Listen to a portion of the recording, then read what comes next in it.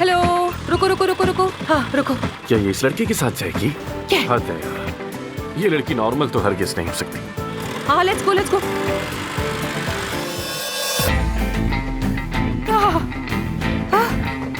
ये क्या है?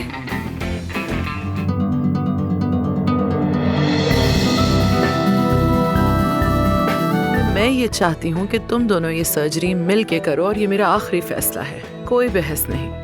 यानी आमिर कहीं और भी ऑपरेशन करता है? अरे एफसून, ये लड़का तो बड़ा लालची निकला, बजाय हॉस्पिटल को फायदा देने के अपने आप को फायदा दे रहा है।